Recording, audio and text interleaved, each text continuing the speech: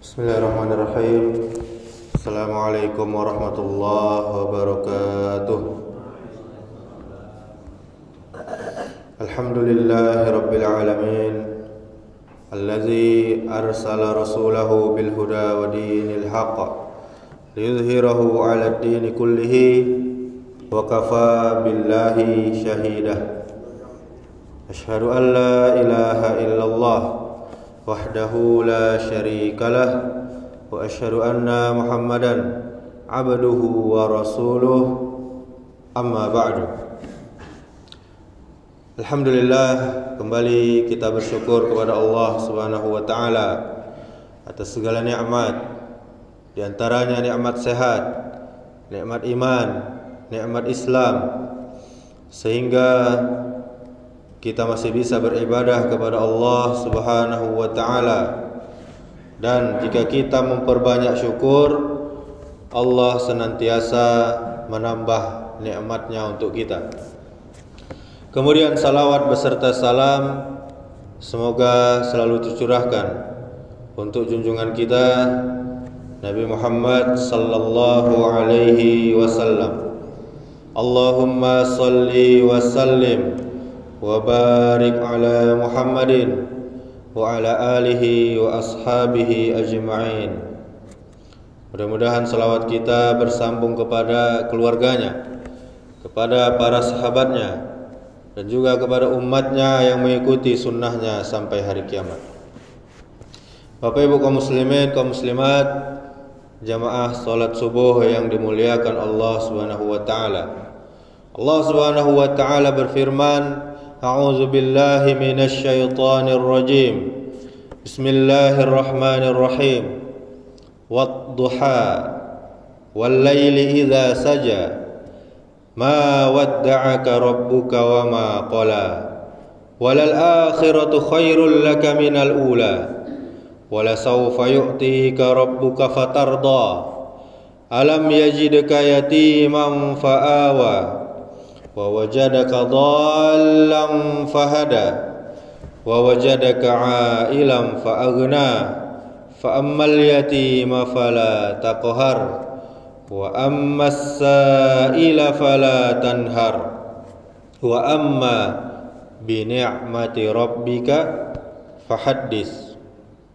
Kata Allah, demi waktu matahari sepenggalahan naik, dan demi malam apabila telah sunyi, Rabbmu Allah Subhanahu wa taala tiada meninggalkan kamu dan tiada pula benci kepadamu, dan sesungguhnya akhir itu lebih baik bagimu daripada permulaan, dan kelak pasti Rabbmu memberikan karunia-Nya kepadamu, lalu hati kamu menjadi puas. Bukankah Dia mendapatimu sebagai seorang yang yatim, lalu Dia melindungimu, dan Dia mendapatimu sebagai seorang yang bingung, lalu Dia memberikan petunjuk, dan Dia mendapatimu sebagai seorang yang kekurangan, lalu Dia memberikan kecukupan. Adapun terhadap anak yatim, maka janganlah kamu berlaku sewenang-wenang, dan terhadap orang yang minta-minta, maka janganlah kamu menghardiknya, dan terhadap nikmat Rabbmu, maka hendaklah kamu menyebut-nyebutnya dengan rasa syukur. Surah yang mulia ini adalah surah Ad-Duha, adalah surah Makkiyah, berkaitan dengan asbab an-nuzul, yakni sebab turunnya surah ini. Ada beberapa riwayat atau hadis yang sahih, di antaranya hadis dari sahabat Jundub bin Abdullah bin Sufyan al-Bajali radhiyallahu anhu. Apa katanya? Jibril alaihi salam tertahan, yakni tidak kunjung datang kepada Nabi kita Muhammad sallallahu alaihi wasallam. Lalu berkata seorang wanita dari Quraisy, setannya terlambat datang kepadanya. Ini perkataan yang menghina Nabi kita sallallahu alaihi wasallam. Maka turunlah wadduha wal laili idza saja ma wadda'aka rabbuka wa ma qala. Turun 3 ayat pertama. Demi waktu matahari sepenggalahan naik dan demi malam apabila telah sunyi, Rabbmu tiada meninggalkan kamu dan tiada pula benci kepadamu. Kemudian pada riwayat yang lainnya dengan sedikit perbedaan lafaz, Jundub bin Abdullah Al-Bajali radhiyallahu anhu berkata, Rasulullah sallallahu alaihi wasallam mengadu dan tidak keluar selama 2 atau 3 malam. Lalu datang seorang wanita dan berkata, "Wahai Muhammad, sesungguhnya aku sangat berharap agar setanmu benar-benar telah meninggalkanmu." Maksudnya setan siapa? Yakni Jibril. Aku tidak melihatnya selama 2 atau 3 malam. Maka Allah turunkan surah Ad-Duha. Ada juga beberapa riwayat dan hadis yang lainnya yang berkaitan dengan sebab turunnya surah ini. Namun seluruhnya berkisar antara dhaif, riwayatnya lemah, dhaifun jiddan, lemah sekali, dan mungkar, menyelisihi riwayat-riwayat yang sahih. Bapak Ibu kaum muslimin, kaum muslimat, jamaah rahimakumullah. Pada ayat pertama surah Ad-Duha ini, Allah Subhanahu wa taala bersumpah dengan waktu duha, yaitu waktu ketika menjelang siang, saat matahari mulai naik dan menerangi dengan cahayanya. Dan di ayat yang kedua Allah Subhanahu wa taala bersumpah dengan waktu malam yang tenang, yang sunyi dan gelap gulita. Ayat ketiga pada surah ini merupakan jawaban dari sumpah Allah tersebut terhadap hal-hal yang disebutkan pada 2 ayat sebelumnya, yang maknanya adalah Allah Subhanahu wa taala tidak pernah meninggalkan Nabi kita Muhammad sallallahu alaihi wasallam dan tidak pula membencinya sejak Allah Subhanahu wa taala mencintainya. Bahkan Allah Subhanahu wa taala tetap bersama Nabi kita, membimbing Nabi kita dan meninggikan derajatnya setingkat demi setingkat. Hal ini menunjukkan bahwa keadaan Rasulullah sallallahu alaihi wasallam dari dulu sampai saat turunnya ayat ini, beliau sallallahu alaihi wasallam berada dalam keadaan yang sangat-sangat baik dan sempurna. Allah Subhanahu wa taala senantiasa mencintai dan membimbing Nabi kita, sehingga ayat ini juga merupakan bantahan terhadap orang-orang musyrik dan wanita musyrik tersebut yang berprasangka bahwa Nabi sallallahu alaihi wasallam telah ditinggalkan dan telah dibenci oleh Allah Subhanahu wa taala. Kemudian pada ayat berikutnya Allah Subhanahu wa taala menerangkan bahwa keadaan Rasulullah sallallahu alaihi wasallam pada masa yang akan datang akan jauh lebih baik dari sebelum-sebelumnya. Sehingga Rasulullah sallallahu alaihi wasallam akan terus selalu senantiasa mendapatkan bimbingan dari Allah Subhanahu wa taala hingga beliau benar-benar mendapatkan derajat yang paling tinggi di sisi Allah Subhanahu wa taala. Allah Subhanahu wa taala akan senantiasa membela nabi kita, memenangkan agamanya di atas musuh-musuhnya, senantiasa membimbing nabi kita hingga nabi kita wafat meninggal dunia. Dan sungguh Nabi kita sallallahu alaihi wasallam telah mencapai derajat tersebut, yaitu sebuah derajat yang tidak akan pernah dicapai oleh siapapun, dari orang-orang terdahulu sampai orang-orang setelah beliau datang, sepeninggal beliau. Berupa apa? berupa keutamaan-keutamaan dan kenikmatan-kenikmatan yang begitu banyak dari sisi Allah Subhanahu wa taala. Kemudian Al-Hafiz Ibnu Katsir, ulama ahli tafsir, berkata, maksud ayat ini adalah akhirat lebih baik bagimu, wahai Muhammad, daripada dunia ini. Oleh karena itu, Rasulullah sallallahu alaihi wasallam adalah orang yang paling zuhud. Apa itu zuhud, Bapak Ibu? Yakni merasa cukup, qanaah, dan tidak terlalu membutuhkan dunia ini. Beliau adalah orang yang paling jauh dari keduniaan, sebagaimana telah diketahui dari seputar sejarah hidup Nabi kita sallallahu alaihi wasallam. Dan tatkala beliau diberikan pilihan oleh Allah Subhanahu wa taala pada akhir usia beliau, yakni pilihan antara tetap hidup kekal di dunia ini yang akhirnya mengantarkan beliau ke surga, dan pilihan berupa segera pergi menuju Allah Azza wa Jalla. Kemudian beliau pun memilih apa yang ada di sisi Allah Subhanahu wa taala daripada kehidupan di dunia ini. Dan tentunya Nabi kita Nabi yang paling singkat umurnya di antara nabi-nabi yang lainnya. Kemudian Al-Hafiz Ibnu Katsir membawakan hadis dari Abdullah bin Mas'ud radhiyallahu anhu.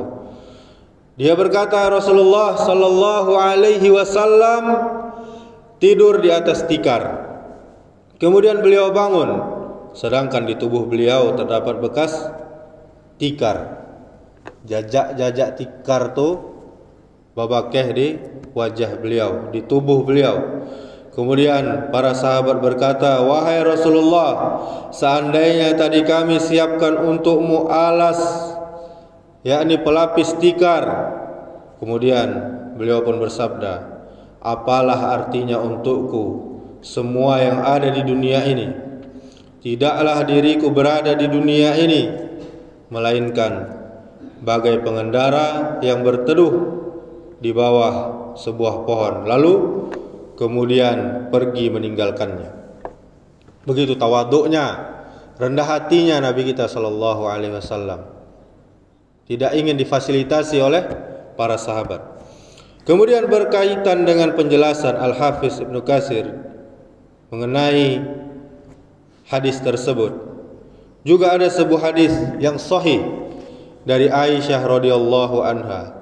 Dia berkata, Nabi sallallahu alaihi wasallam pernah bersabda tatkala masih dalam keadaan sehat, sesungguhnya tidak ada seorang nabi pun yang diwafatkan oleh Allah hingga ia melihat tempatnya di surga.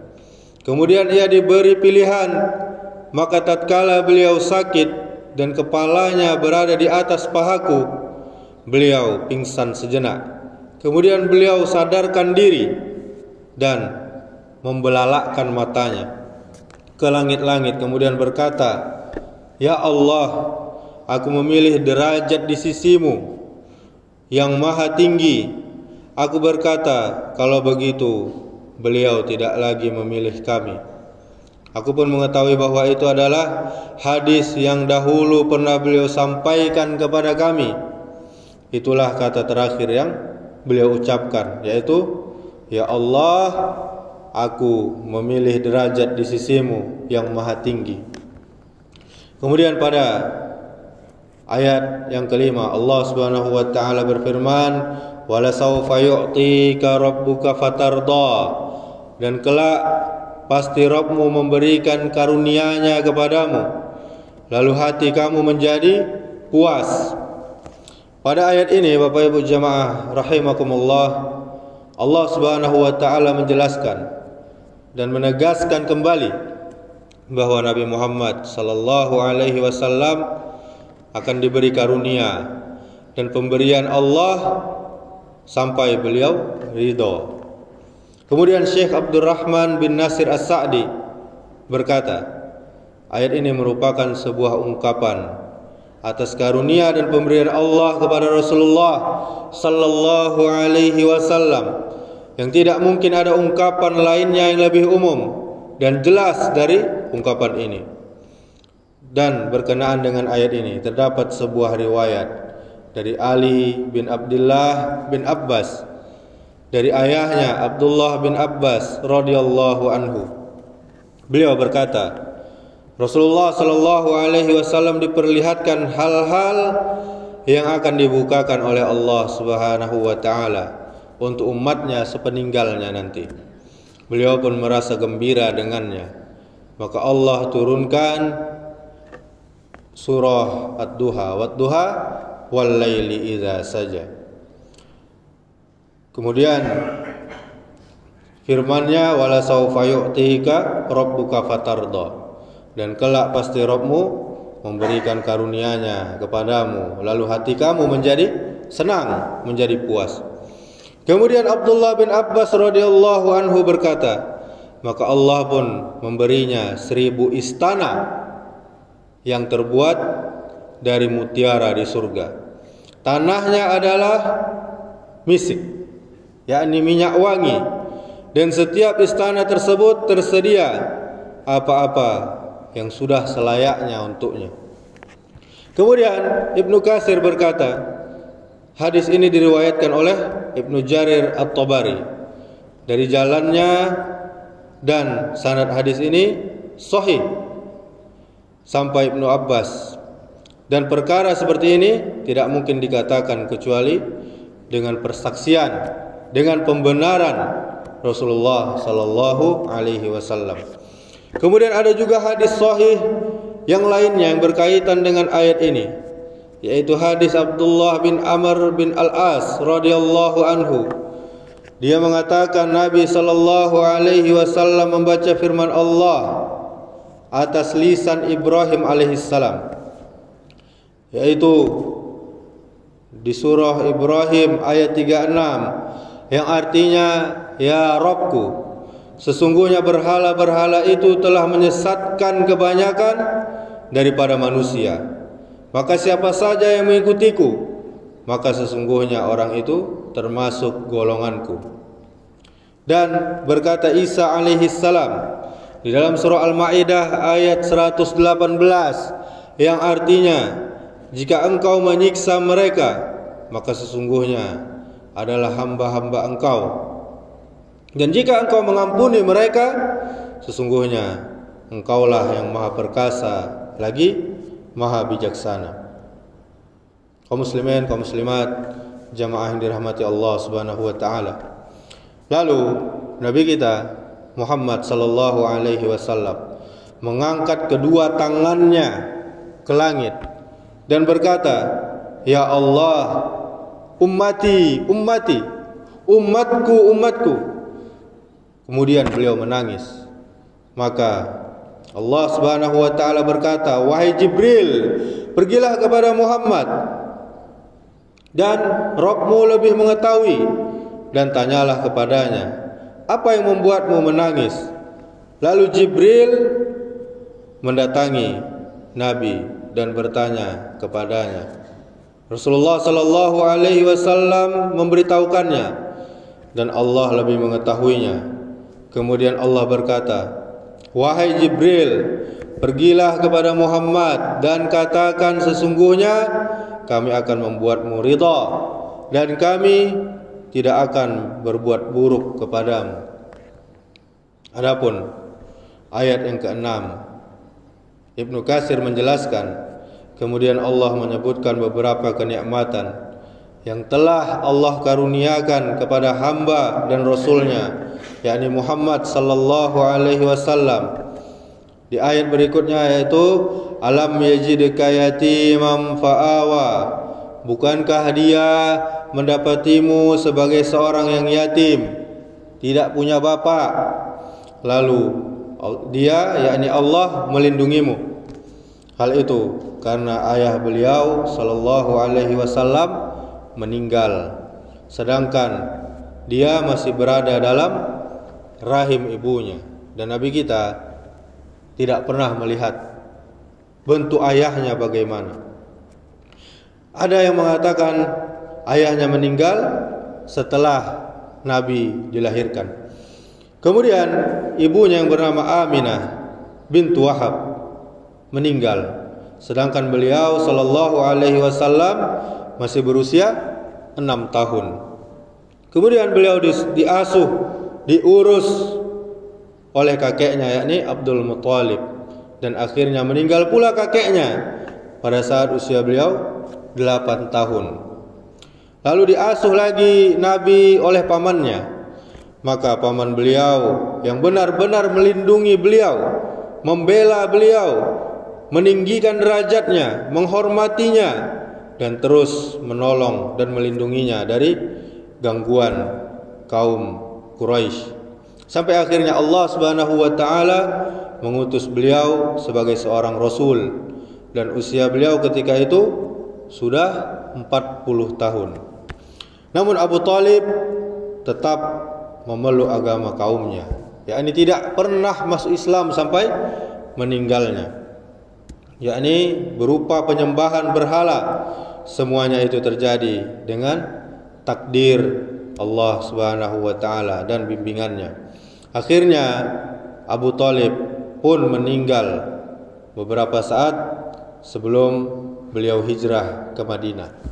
Pada saat itu orang-orang kafir Quraisy mulai berani mengganggu, menyakiti beliau sallallahu alaihi wasallam. Maka Allah memerintahkan Rasulnya agar hijrah. Jadi hijrah itu bukan tanda takut Bapak Ibu, tapi karena perintah dari Allah Subhanahu wa taala.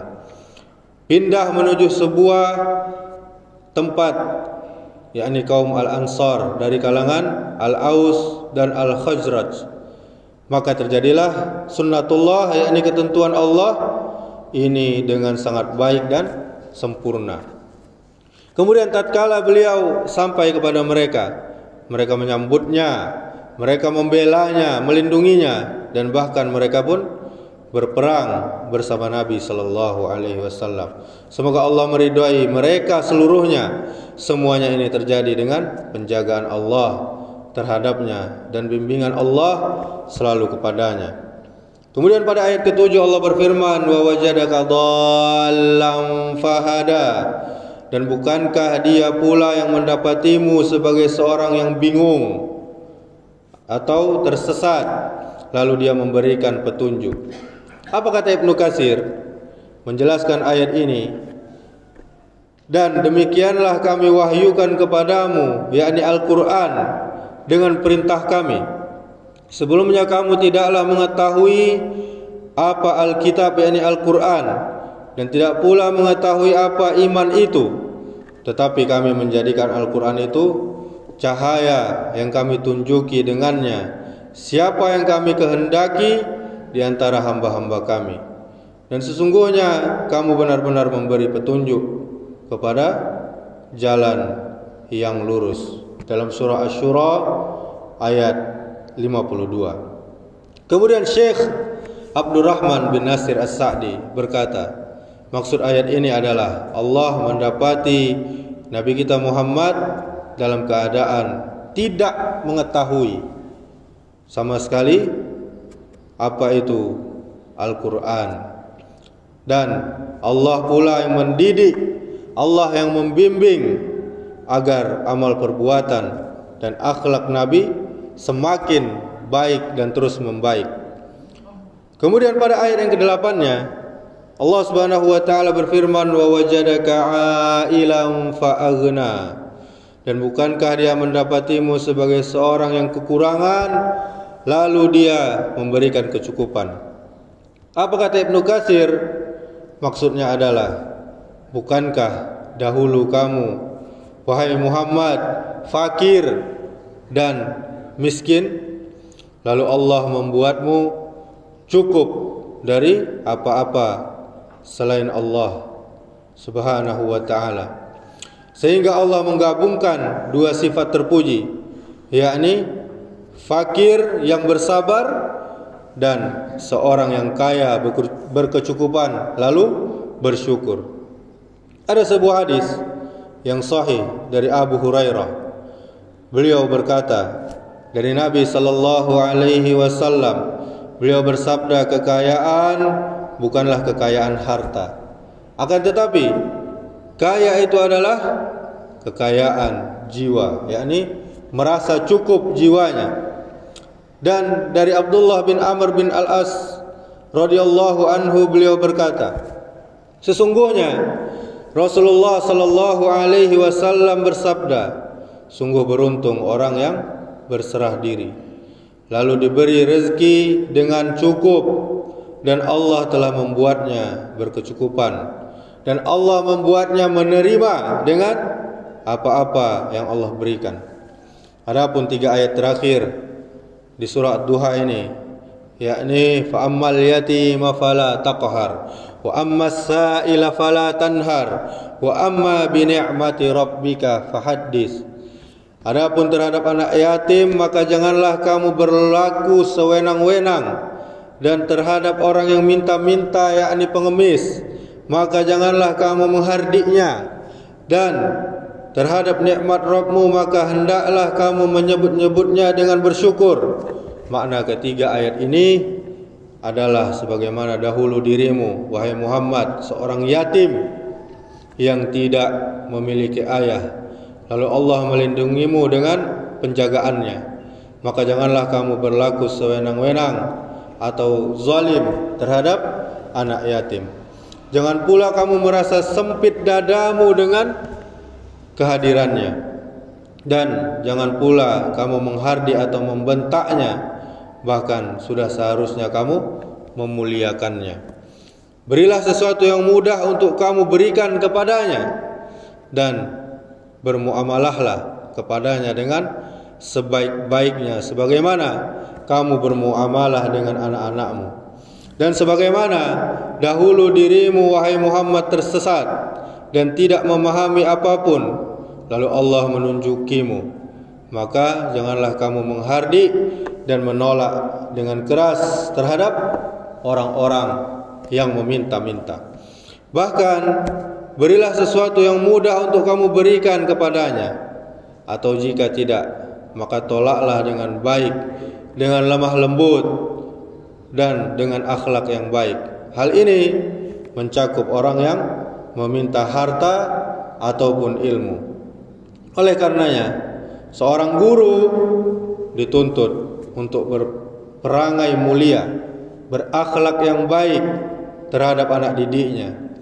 Ia dituntut untuk memuliakan dan mengasihi muridnya.